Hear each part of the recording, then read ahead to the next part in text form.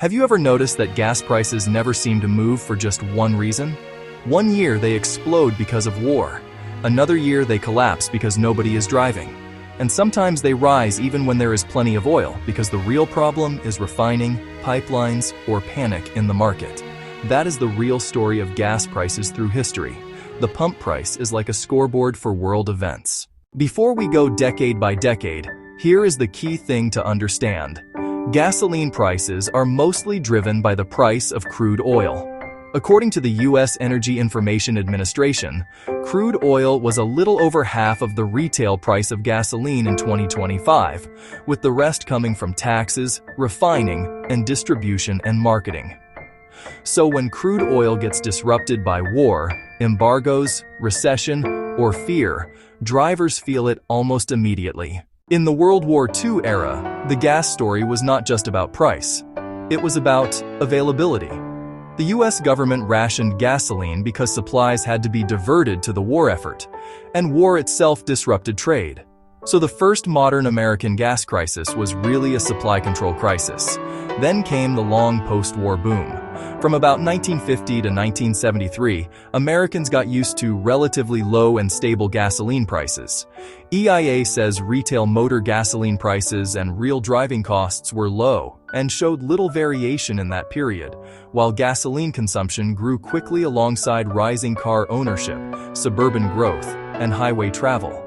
In other words, America built its lifestyle around the assumption that gas would stay cheap. That assumption broke in 1973. During the Arab-Israeli War, Arab members of OPEC imposed an oil embargo against the United States and some other countries, while also cutting production. The result was long gas lines, shortages, and a huge shock to the U.S. economy. This was the moment many Americans realized gas prices were not just a local issue. They were tied to geopolitics. And this crisis changed more than prices. It changed behavior. It pushed the U.S. government toward energy policy, conservation, and a new awareness that foreign oil dependence could become a national vulnerability. Just a few years later, another shock hit. The Iranian Revolution in 1978-79 disrupted oil output, and Federal Reserve history notes that Iranian oil production fell by 4.8 million barrels per day by January 1979. Oil prices then rose rapidly, more than doubling between April 1979 and April 1980. This was not only a supply problem, it was also a fear problem. Markets started hoarding and speculating because they expected even worse disruptions ahead. This second shock changed the gas crisis again. After 1979, Americans began shifting towards smaller, more fuel-efficient cars. EIA notes that the surge in gasoline prices helped motivate that move, and gasoline consumption did not get back to its 1978 peak until 1993. So this was the era when high gas prices started changing the design of cars and the habits of drivers. By the mid-1980s, the crisis changed again. Instead of shortage, the story became oversupply.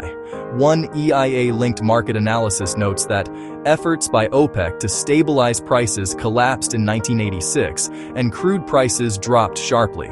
EIA's crude purchase data show U.S. crude prices falling from the low 20s per barrel at the start of 1986 toward roughly $10 to $12 later that year. When oil gets cheaper, gasoline usually follows. There were still spikes. The Persian Gulf conflict caused an oil price spike around 1990 and contributed to year-over-year declines in gasoline consumption in 1990 and 1991. But later in the decade, oil became cheap again. EIA's 1998 outlook described historically low oil prices amid large inventory buildups, and the U.S. annual average regular gasoline price was about $1.03 per gallon in 1998. That is why the 1990s are remembered by many Americans as a relatively cheap gas era. Then came the 2000s, when prices started climbing again. By 2008, U.S. gasoline prices topped $4 per gallon in June and July. EIA says gasoline consumption had peaked in 2007 and then fell in 2008 because of both the recession and high gasoline prices. So this period was different from the 1970s. The problem was not just embargoes. It was a mix of expensive oil, a slowing economy, and consumers pulling back. Gas stayed relatively expensive in the early 2010s. EIA noted that in 2011, the national average price for gasoline never fell below $3 per gallon for the entire year, a first at the time. That reflected elevated crude prices and tight fuel markets. But then another dramatic change happened in 2014. EIA reported that crude prices fell sharply in the fourth quarter of 2014 because robust global production exceeded demand. Brent fell from $112 a barrel in June to $62 in December, and WTI dropped from $105 to $59. When the world had too much oil relative to demand, gasoline got cheaper again. Then came one of the strangest gas price collapses in history, 2020. At the start of the year, prices were above $2.50 per gallon. But once the COVID-19 pandemic slashed travel and gasoline demand, prices fell hard. EIA says the annual average U.S. regular gasoline price was $2.17 per gallon in 2020, 17% lower than in 2019, and the national average hit $1.77 in late April. This was a totally different kind of gas crisis.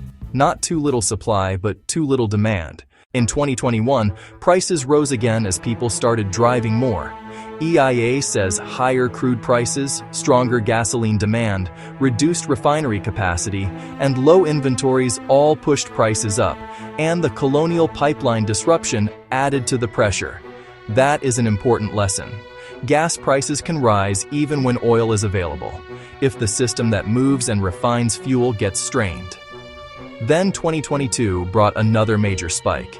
EIA says the average U.S. retail gasoline price reached $3.95 per gallon for the year and hit $5.01 in June 2022. The main drivers were rising crude prices after Russia's full-scale invasion of Ukraine, low gasoline inventories, and relatively low refinery utilization in the spring. So once again, a global geopolitical shock hit American drivers through the oil market. After that spike, prices started easing. EIA says U.S. gasoline prices fell each year from 2023 through 2025, and the 2025 average was $3.10 per gallon. The main reason was lower crude oil prices, driven by oversupply concerns and a weaker global economic outlook. In plain English, when markets think demand is soft and oil is plentiful, gas prices usually cool off. So why did the gas crisis keep changing through history? Because the cause kept changing. In the 1940s, it was wartime rationing. In the 1970s, it was embargoes, revolutions, and dependence on foreign oil. In the 1980s and 1990s, it became a story about oversupply, efficiency, and calmer oil markets. In the 2000s, it was expensive crude and then recession. In 2020, it was a demand collapse. In 2021 and 2022, it was a recovery bottleneck followed by war and tight refining capacity. And at every stage, the same rule kept showing up. Crude oil is global, gasoline is local, and your neighborhood pump sits at the end of a very long, very fragile chain. So the next time gas prices jump, the real question is not just, why is my station charging more today? The real question is, what changed in the world? Because history shows that every big move at the pump is really a story about war, supply, demand, fear, technology, and how dependent modern life still is on oil. Follow History in Context 928 for more.